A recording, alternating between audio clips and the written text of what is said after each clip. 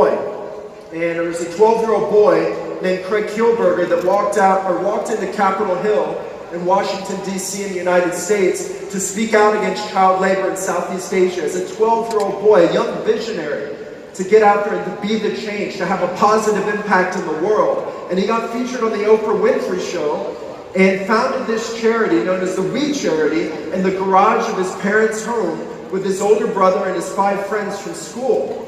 And I heard this story, and I heard about the We Charity and what they were doing to impact children's lives around the world. And I said, I got to speak to this guy. I got to get on the phone. I got to meet him. And I spoke to Craig and his older brother, Mark, and I heard more about their vision. I heard more about what they were trying to do with the We Charity. And what I loved about them, first of all, is that they were global, but more importantly, that I knew right off the bat after meeting them that our values truly aligned. You know, they were a company that was a foundation that was very principle-based. You know, they're very clear on what their mission was, very clear on what their values were. And immediately, we formed a partnership. We formed a bond. And what I loved about them is something that they call their We Village campaigns. And it's a fully sustainable model. What happens is we focus on 5 pillars.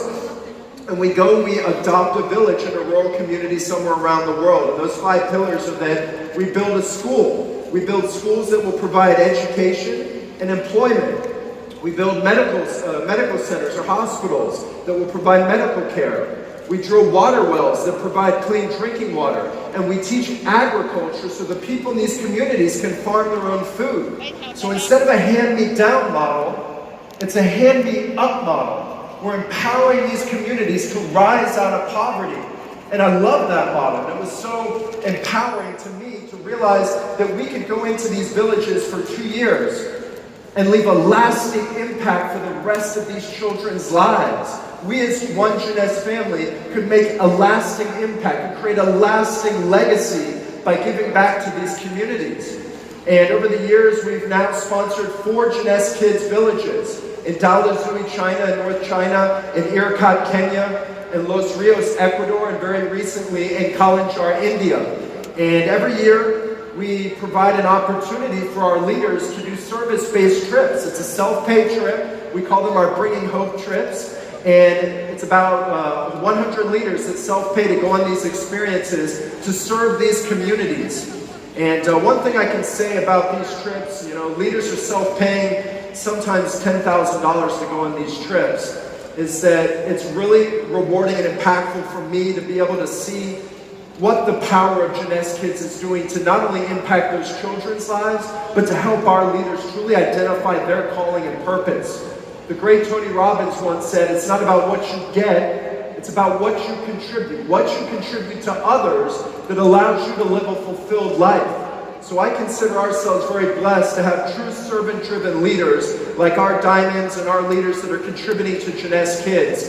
And just a couple months ago, we had our annual Bringing Hope trip to India, to the community of Kalinjar, India. And I'd like to show you a quick video for the 2018 Bringing Hope trip to our very own Jeunesse Kids village in Kalinjar, India.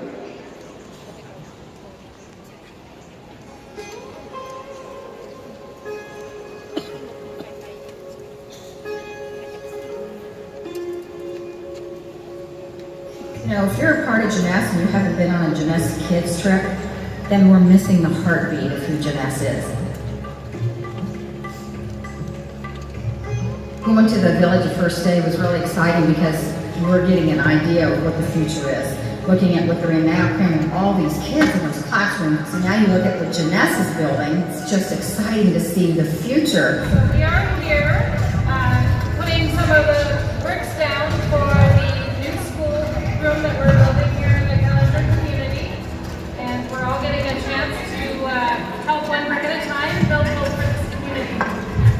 It's a very special moment for Randy and me.